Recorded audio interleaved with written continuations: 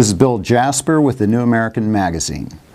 We all remember Representative Nancy Pelosi's infamous statement that we have to pass the Obamacare legislation so that we can find out what's in it.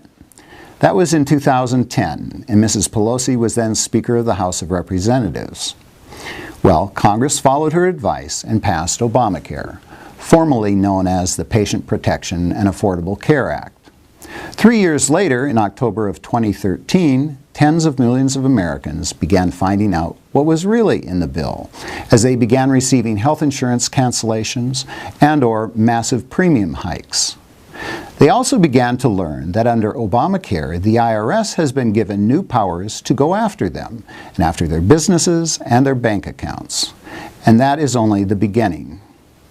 As with all legislation, the devil is in the details, and lots of devils keep popping out of the constantly evolving details as dozens of federal agencies continue churning out thousands of pages of regulations to implement the misbegotten and misnamed Affordable Care Act.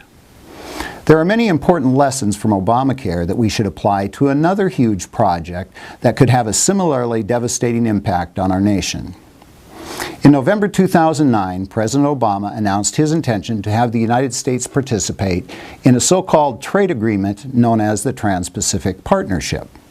I say so-called trade agreement because 80% of the proposed agreement deals with a great many issues besides trade. The Trans-Pacific Partnership, or TPP as it is called, is an all-out assault on our national sovereignty. It would unconstitutionally transfer legislative powers from the U.S. Congress, our state legislatures, our city and county governments, to multinational corporations and unaccountable international bureaucrats at the World Trade Organization, otherwise known as the WTO. Incredibly, it would also transfer judicial powers from our federal and state courts, which are already bad enough, to globalist TPP judges at regional tribunals and the WTO. It would also confer huge advantages on foreign businesses and large multinationals, while at the same time putting companies that operate here in America, especially small and medium-sized enterprises, at a competitive disadvantage.